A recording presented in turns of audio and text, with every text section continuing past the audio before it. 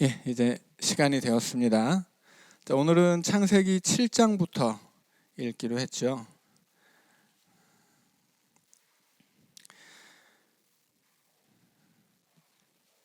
자, 이제 오늘은 창세기 7장부터 읽을 텐데 먼저 창세기 7장의 이야기를 잠깐만 설명을 해드리겠습니다. 자, 볼펜을 드시고 밑줄을 한번 쳐보겠습니다.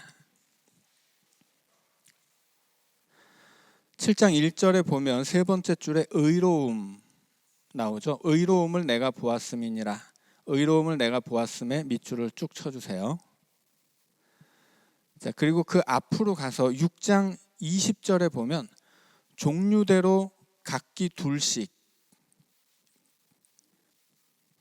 밑줄을 쳐주시고, 자, 밑으로 내려와서 7장 2절을 보시면 정결한 짐승은 암수 7씩, 부정한 것은 암수 2씩을 4개로 데려오며 공중의 새도 암수 7씩을 데려와 그 씨를 온 지면에 유전하게 하라. 2절 3절을 밑줄을 쭉 그어주세요.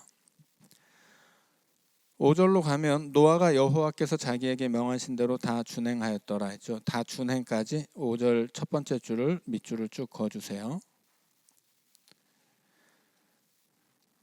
자, 9절에 보면 암수 2씩 노아에게 나와 방주로 들어갔으며 밑줄을 쳐주세요. 자, 11절 노아가 600세 되던 해 둘째 달 곧 그 달 11의 날 밑줄을 쳐주세요. 다음 큰 기품의 샘들 하늘의 창문들 밑줄 쳐주시고요. 12절로 가면 40주야 밑줄 쳐주세요. 15절로 가면 생명의 기운이 있는 육체가 2씩 노아에게 나와 방주로 들어갔으니 밑줄을 쳐주세요.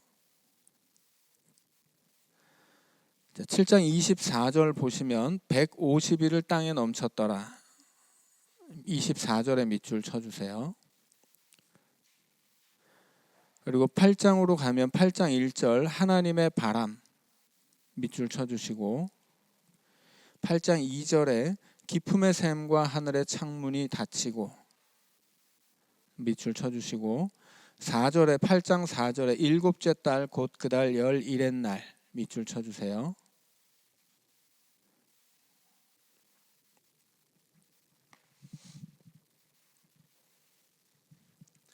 자, 먼저 잠깐 설명을 드리자면 이제 노아가 방주를 만들고 방주에 지상에 사는 땅에 사는 생명들이 들어가죠. 자, 기본적인 원칙은 암수 2마리씩 들어가는 거예요.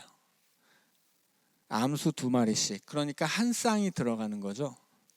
한 쌍이 들어가는데 정결한 짐승은 암수 7이 들어가고 부정한 짐승은 그냥 한 쌍만 들어갑니다. 그래서 2절에 보시면 부정한 것은 암수 2씩을 이렇게 돼 있는데 여긴 좀 번역이 잘못된 거예요. 암수 2씩이라고 하면 4마리가 되잖아요. 암놈 둘, 순놈 둘. 이게 아니고 부정한 그냥 기본적인 원칙은 암놈 하나, 순놈 하나 한 쌍이 들어가는 거예요. 여긴 좀 이렇게 번역이 살짝 잘못된 것이라 이 6장 20절 보시면 하나님이 원칙을 말씀하시죠. 각기 2씩, 뭐든지 종류대로 2씩, 암수 2씩 들어가는 거예요. 그리고 7장 15절을 보시면 또 하나님이 그 원칙을 다시 한번 확인시켜 주시죠. 생명의 기운이 있는 육체가 2씩 노아에게 나와 방주로 들어갑니다. 자, 그러니까는 이 방주에는 원칙적으로 그 모든 땅에 사는 생명, 공중의 새까지 합쳐서 암수 2씩 들어가요. 그런데 예외 사항이 있죠. 뭐냐면 정결한 놈들이에요. 정결한 놈들은 7쌍이 들어갑니다. 근데 왜 정결한 놈들은 7쌍이 들어가냐? 나중에 보시면 노아가 이제 그 홍수가 끝난 다음에 나와서 제사를 드리죠. 제사를 드리는데 정결한 놈들만 잡아서 드린단 말이에요. 그러니까 기본적으로 이 방주는 지상의 생명체를 유전시키기 위해서 그 생명을 보존하는 역할로 암수 한 쌍을 집어넣는 것인데, 정결한 놈들이 7쌍이나 들어가야 하는 이유는 그 놈들을 잡아서 제사 드리기 위해, 그리고 그 다음에 이놈들 잡아서 먹기 위해, 2가지예요.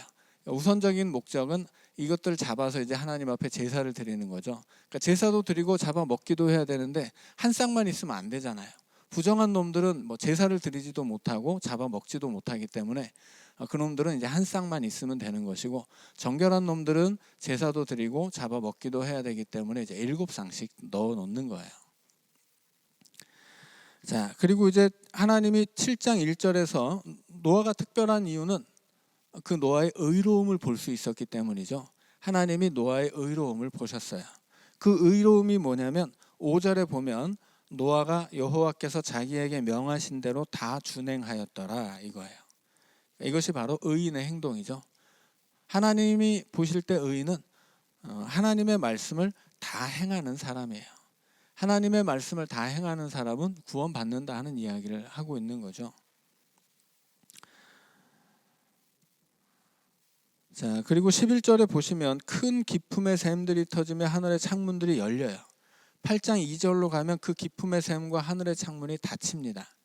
이것은 무슨 얘기냐면 이 시대에는 사람들이 이 지구를 물이 감싸고 있다고 생각을 했어요.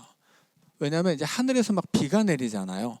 도대체 저 하늘에서 어떻게 비가 내릴까? 저 하늘 위에는 우리에게 보이지는 않지만 이렇게 물이 잔뜩 쌓여 있고 저 하늘에는 창문이 있어서 하나님이 그 창문을 열면 비가 떨어지는 것이고 닫으면 그 비가 그치는 것이다. 이렇게 생각을 했어요.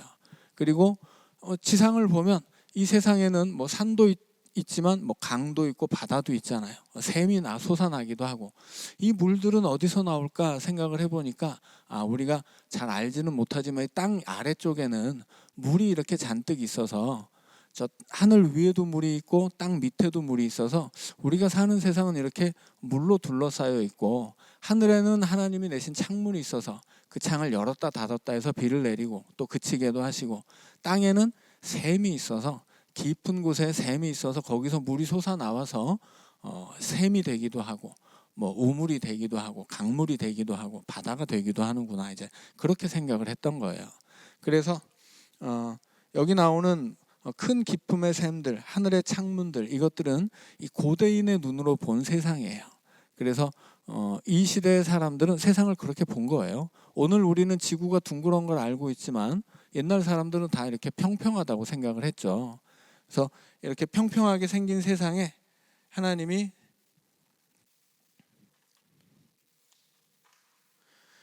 이게 평평한 땅이면 하늘이 이렇게 생겼다고 생각을 하고 이 위에는 물이 있다고 생각했어요. 그리고 이 하늘에는 해가 딱 이렇게 박혀 있고 달이 박혀 있고 별들도 이렇게 막 박혀 있다. 그렇게 생각을 했습니다. 뭐 옛날 사람들이니까 뭐 이건 당연히 자연스러운 생각이죠. 그래서 이 사람들이 옛날 사람들이 과학을 모르고 말이야 무식한 것들 이렇게 생각하면 안 되는 거죠. 말씀드렸듯이 성경은 그 시대의 눈으로 볼 수 있어야 합니다. 그래서 성경에 나온 이런 얘기들이 틀린 얘기가 아니라 이것은 그 시대의 눈이로구나 라고 하는 것을 이제 이해하시면 되겠습니다. 자, 7장부터 8장 12절까지 홍수가 시작되고 그것이 어떻게 끝났는지 읽어드릴 텐데 11절에 보시면 600세 되던 해 둘째 달 곧 11의 날 이제 홍수가 나기 시작하죠. 그리고 7장 24절을 보면 150일을 땅에 넘칩니다. 150일은 5달이에요. 우리는 한 달이 뭐 30일도 있고 31일도 있고 2월 달은 27일, 8일, 9일 뭐 다양하지만 이 시대 유대인들에게 한 달은 무조건 30일이에요. 그래서 150일 그러면 그냥 5달 그렇게 생각하시면 됩니다. 자, 그리고 8장 4절로 가면 7째 달 그 달 11의 날에 방주가 이제 아라랏 산에 닿게 되죠. 자, 밑줄 친 곳의 날짜들도 기억하시면 홍수가 이렇게 진행이 됐구나 하는 부분을 이해하실 수 있겠습니다. 자, 7장 1절부터 8장 12절까지 읽어드립니다. 여호와께서 노아에게 이르시되 너와 내 온 집은 방주로 들어가라. 이 세대에서 네가 내 앞에 의로움을 내가 보았음이니라.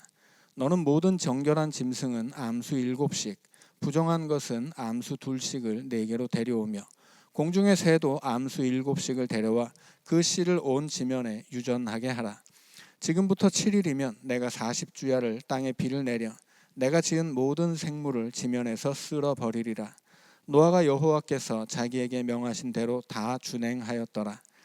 홍수가 땅에 있을 때 노아가 600세라. 노아는 아들들과 아내와 며느리들과 함께 홍수를 피하여 방주에 들어갔고 정결한 짐승과 부정한 짐승과 새와 땅에 기는 모든 것은 하나님이 노아에게 명하신 대로 암수 둘씩 노아에게 나와 방주로 들어갔으며 7일 후에 홍수가 땅에 덮이니 노아가 600세 되던 해 둘째 달 곧 그달 11의 날이라. 그날에 큰 기품의 샘들이 터지며 하늘의 창문들이 열려 40주야를 비가 땅에 쏟아졌더라. 곧 그날에 노아와 그의 아들 셈, 함, 야벳과 노아의 아내와 세 며느리가 다 방주로 들어갔고 그들과 모든 들짐승이 그 종류대로 모든 가축이 그 종류대로 땅에 기는 모든 것이 그 종류대로 모든 새가 그 종류대로 무릇 생명의 기운이 있는 육체가 둘씩 노아에게 나와 방주로 들어갔으니 들어간 것들은 모든 것의 암수라. 하나님이 그에게 명하신 대로 들어가매 여호와께서 그를 들여보내고 문을 닫으시니라. 홍수가 땅에 40일 동안 계속된지라. 물이 많아져 방주가 땅에서 떠올랐고 물이 더 많아져 땅에 넘침에 방주가 물 위에 떠다녔으며 물이 땅에 더욱 넘침에 천하의 높은 산이 다 잠겼더니 물이 불어서 15규빗이나 오르니 산들이 잠긴지라. 땅 위에 움직이는 생물이 다 죽었으니 곧 새와 가축과 들짐승과 땅에 기는 모든 것과 모든 사람이라. 육지에 있어 그 코에 생명의 기운에 숨이 있는 것은 다 죽었더라. 지면의 모든 생물을 쓸어버리시니 곧 사람과 가축과 기는 것과 공중의 새까지라. 이들은 땅에서 쓸어버림을 당하였으되 오직 노아와 그와 함께 방주에 있던 자들만 남았더라. 물이 150일을 땅에 넘쳤더라. 하나님이 노아와 그와 함께 방주에 있는 모든 들짐승과 가축을 기억하사 하나님이 바람을 땅 위에 불게 하심에 물이 줄어들었고 기품의 샘과 하늘의 창문이 닫히고 하늘에서 비가 그침에 물이 땅에서 물러가고 점점 물러가서 150일 후에 줄어들고 일곱째 달 곧 그달 11의 날에 방주가 아라랏산에 머물렀으며 물이 점점 줄어들어 열째 달 곧 그달 초하룻날에 산들의 봉우리가 보였더라. 40일을 지나서 노아가 그 방주에 낸 창문을 열고 까마귀를 내놓음에 까마귀가 물이 땅에서 마르기까지 날아 왕래하였더라. 그가 또 비둘기를 내놓아 지면에서 물이 줄어들었는지를 알고자 하매 온 지면에 물이 있으므로 비둘기가 발 붙일 곳을 찾지 못하고 방주로 돌아와 그에게로 오는지라. 그가 손을 내밀어 방주 안 자기에게로 받아들이고 또 7일을 기다려 다시 비둘기를 방주에서 내놓음에 저녁 때에 비둘기가 그에게로 돌아왔는데 그 입에 감람나무 새 잎사귀가 있는지라.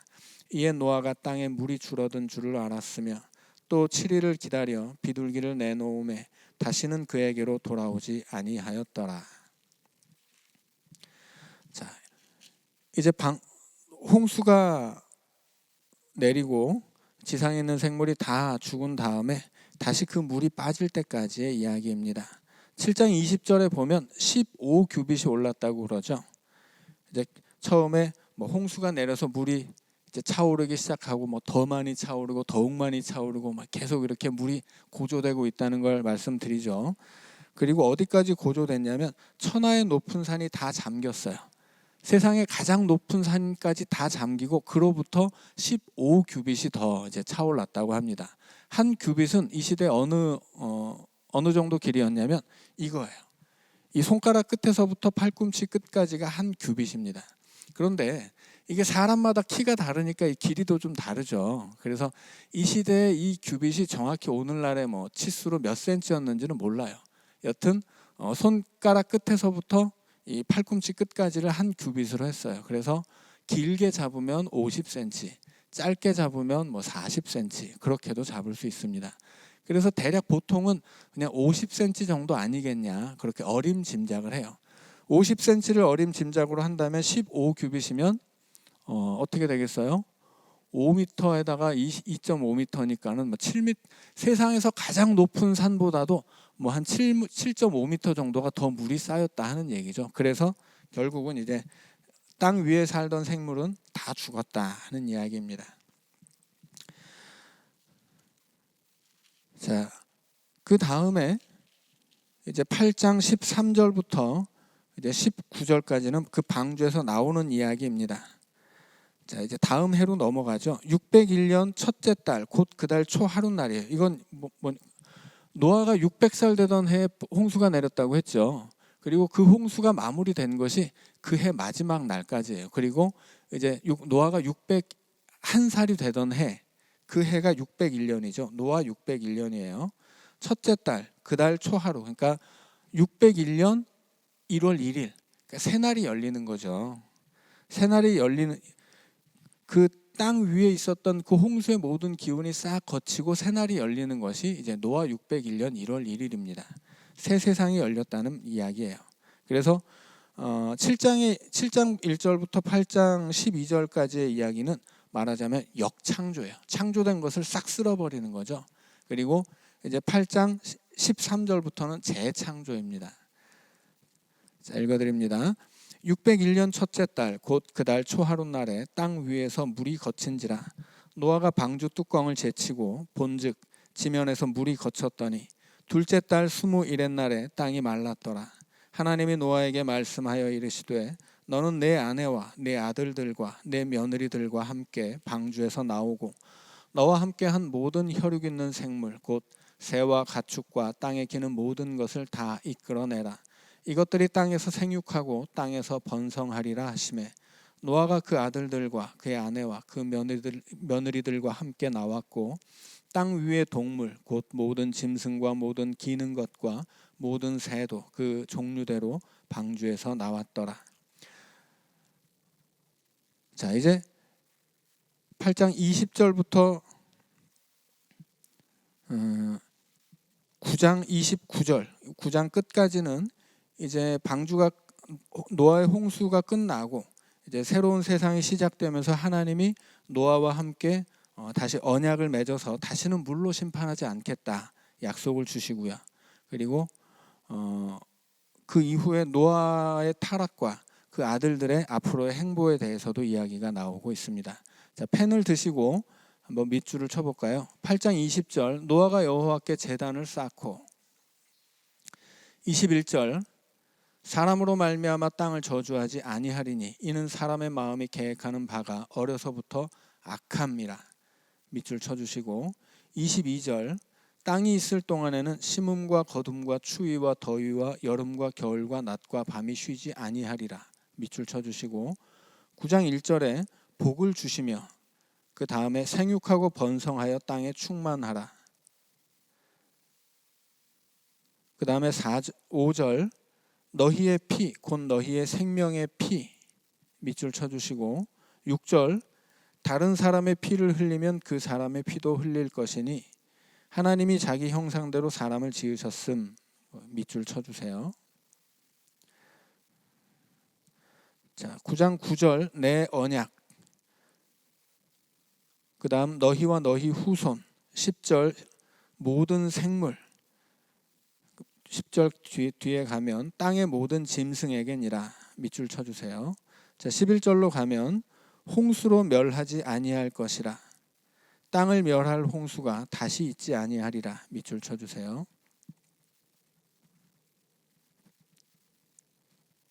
자, 16절 무지개 밑줄 쳐주시고 16절 끝에서 영원한 언약을 기억하리라. 밑줄 쳐주세요. 그리고 17절 언약의 증거 밑줄 쳐주세요. 그 다음에 18절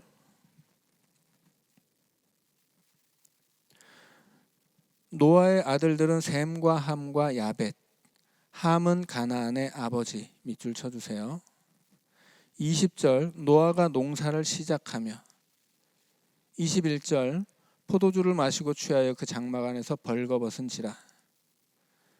22절 함이 하체를 보고 제일 마지막에 알림에 밑줄 쳐주시고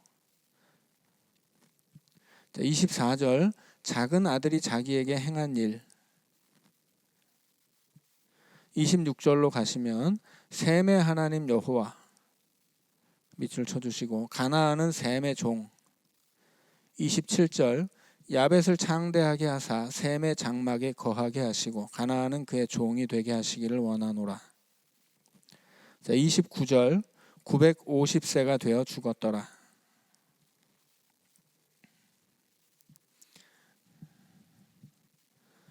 자, 밑줄을 다 치셨으면 이제 설명을 잠깐 들으시죠.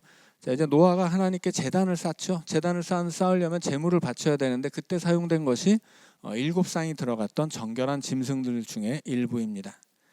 자, 그때 그 제물을 드리는 그 향기를 맡으시고 하나님이 땅을 저주하지 않겠다, 이제 이렇게 약속을 하시죠.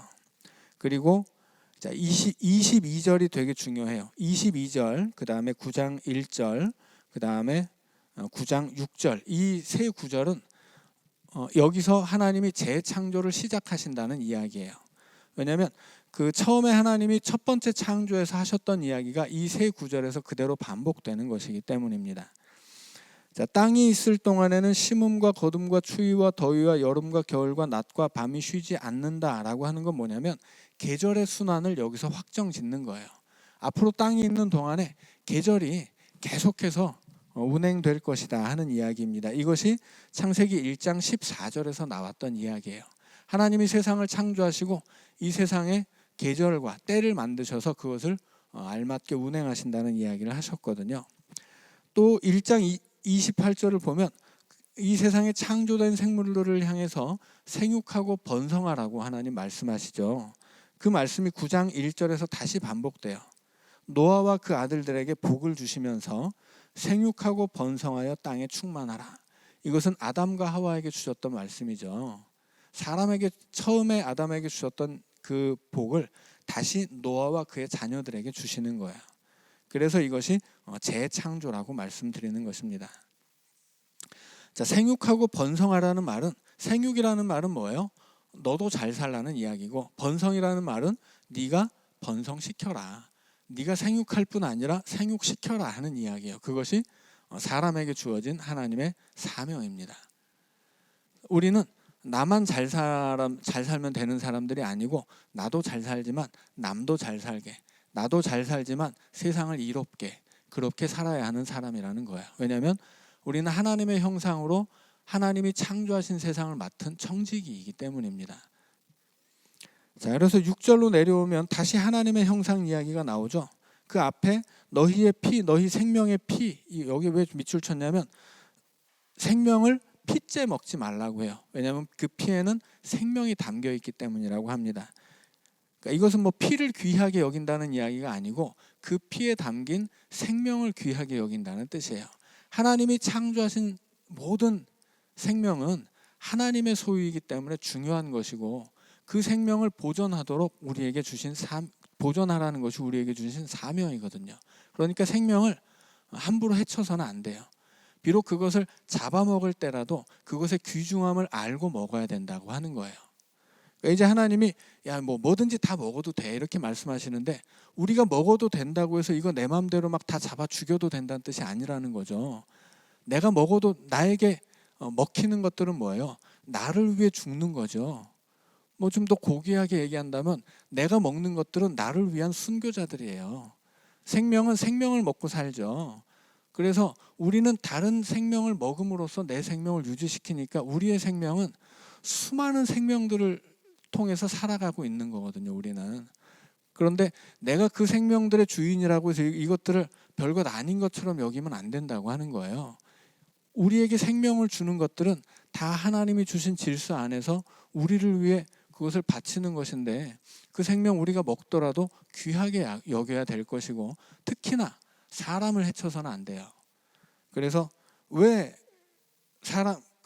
하나님이 그 피값을 찾으시냐면 하나님이 자기 형상대로 사람을 지으셨기 때문이다, 그렇게 이야기하죠.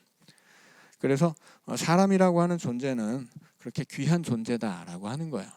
여튼 귀하지 않게 살아가는 사람들도 많지만 기본적으로 우리는 귀한 존재이고, 뭐 귀하게 사는 사람이건 귀하지 않게 사는 사람이건 우리는 하나님이 창조하신 그 이 사람이라고 하는 존재를 귀하게 여길 줄 알아야 한다라는 이야기입니다.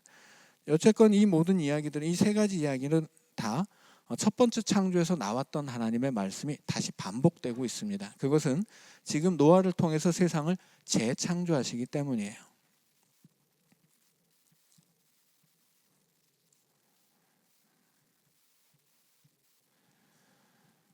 자, 그리고 이제 뒤로 가면 하나님이 이 다시는 물로 심판하지 않겠다고 약속을 주시면서 그 약속의 증거로 무지개를 주신다고 하죠. 무지개는 이렇게 둥그렇게 생긴 거잖아요. 이 둥그렇게 생긴 무지개가 뭐와 닮았을까요? 이렇게 생긴 무지개는 이렇게 활과 닮은 거예요. 그러니까 이 무지개는 물로 심판을 안 하겠다고 하는 약속이면서 동시에 새로운 심판을 향한 경고라고 하는 거예요.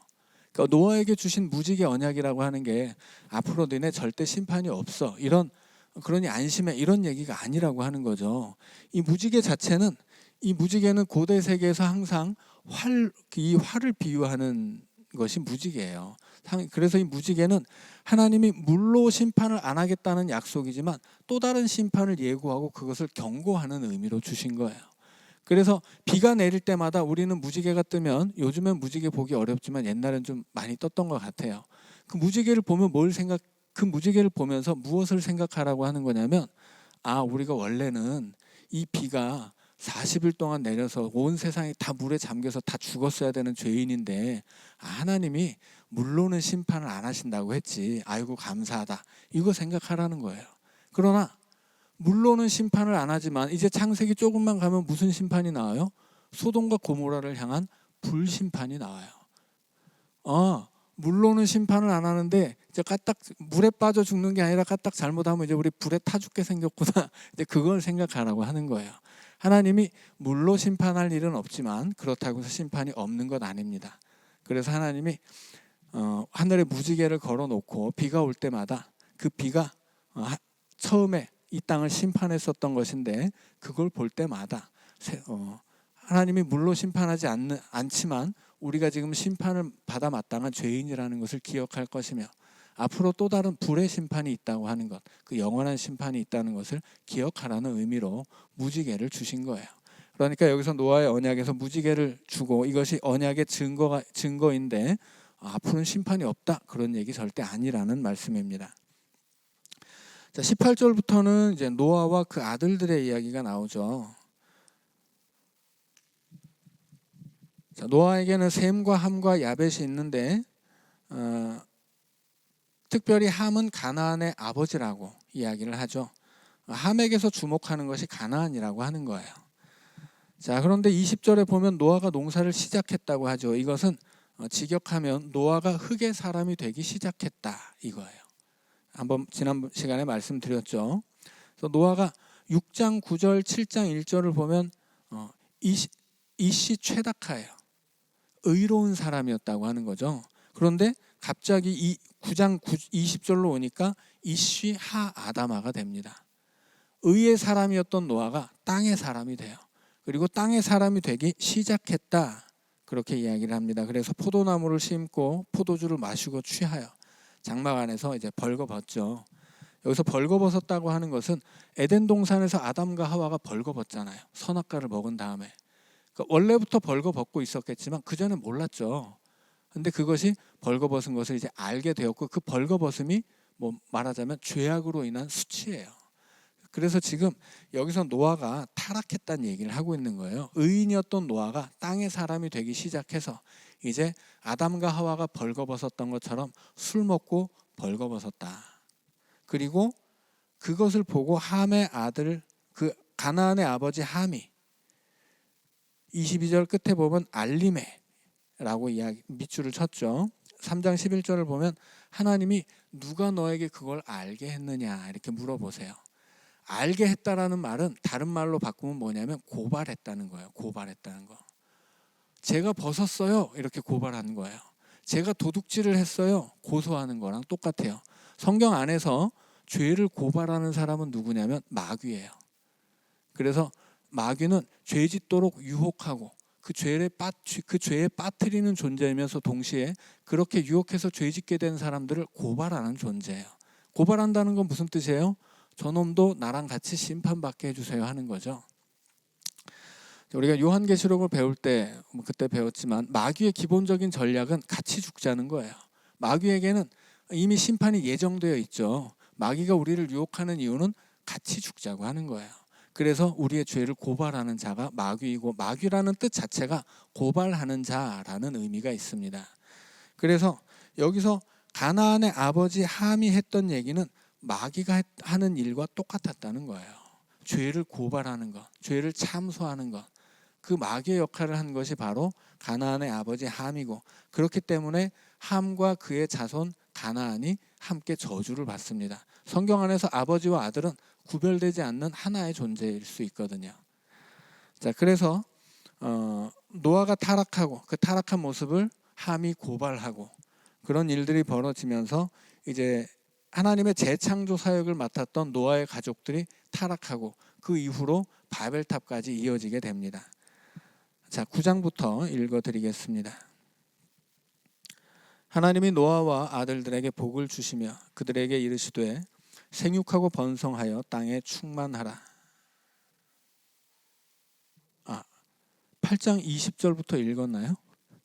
안 읽은 것 같죠? 8장 20절부터 9장 끝절까지 읽겠습니다. 노아가 여호와께 제단을 쌓고 모든 정결한 짐승과 모든 정결한 새 중에서 제물을 취하여 번제로 제단에 드렸더니 여호와께서 그 향기를 받으시고 그 중심에 이르시되 내가 다시는 사람으로 말미암아 땅을 저주하지 아니하리니 이는 사람의 마음이 계획하는 바가 어려서부터 악함이라. 내가 전에 행한 것 같이 모든 생물을 다시 멸하지 아니하리니 땅이 있을 동안에는 심음과 거둠과 추위와 더위와 여름과 겨울과 낮과 밤이 쉬지 아니하리라. 하나님이 노아와 그 아들들에게 복을 주시며 그들에게 이르시되 생육하고 번성하여 땅에 충만하라. 땅의 모든 짐승과 공중의 모든 새와 땅에 기는 모든 것과 바다의 모든 물고기가 너희를 두려워하며 너희를 무서워하리니 이것들은 너희의 손에 붙였음이니라. 모든 산 동물은 너희의 먹을 것이 될지라. 채소같이 내가 이것을 다 너희에게 주노라. 그러나 고기를 그 생명되는 핏째 먹지 말 것이니라. 내가 반드시 너희의 피 곧 너희의 생명의 피를 찾으리니 짐승이면 그 짐승에게서 사람이나 사람의 형제면 그에게서 그의 생명을 찾으리라. 다른 사람의 피를 흘리면 그 사람의 피도 흘릴 것이니 이는 하나님이 자기 형상대로 사람을 지으셨음이니라. 너희는 생육하고 번성하며 땅에 가득하여 그 중에서 번성하라 하셨더라. 하나님이 노아와 그와 함께한 아들들에게 말씀하여 이르시되 내가 내 언약을 너희와 너희 후손과 너희와 함께한 모든 생물 곧 너희와 함께한 새와 가축과 땅의 모든 생물에게 세우리니 방주에서 나온 모든 것 곧 땅의 모든 짐승에게니라. 내가 너희와 언약을 세우리니 다시는 모든 생물을 홍수로 멸하지 아니할 것이라. 땅을 멸할 홍수가 다시 있지 아니하리라. 하나님이 이르시되 내가 나와 너희와 및 너희와 함께하는 모든 생물 사이에 대대로 영원히 세우는 언약의 증거는 이것이니라. 내가 내 무지개를 구름 속에 두었나니 이것이 나와 세상 사이에 언약의 증거니라. 내가 구름으로 땅을 덮을 때에 무지개가 구름 속에 나타나면 내가 나와 너희와 및 육체를 가진 모든 생물 사이에 내 언약을 기억하리니 다시는 물이 모든 육체를 멸하는 홍수가 되지 아니할지라. 무지개가 구름 사이에 있으리니 내가 보고 나 하나님과 모든 육체를 가진 땅의 모든 생물 사이에 영원한 언약을 기억하리라. 하나님이 노아에게 또 이르시되 내가 나와 땅에 있는 모든 생물 사이에 세운 언약의 증거가 이것이라 하셨더라. 방주에서 나온 노아의 아들들은 셈과 함과 야벳이며 함은 가나안의 아버지라. 노아의 이 세 아들로부터 사람들이 온 땅에 퍼지니라. 노아가 농사를 시작하여 포도나무를 심었더니 포도주를 마시고 취하여 그 장막 안에서 벌거벗은지라. 가나안의 아버지 함이 그의 아버지의 하체를 보고 밖으로 나가서 그의 두 형제에게 알림해 셈과 야벳이 옷을 가져다가 자기들의 어깨에 메고 뒷걸음쳐 들어가서 그들의 아버지의 하체를 덮었으며 그들이 얼굴을 돌이키고 그들의 아버지의 하체를 보지 아니하였더라.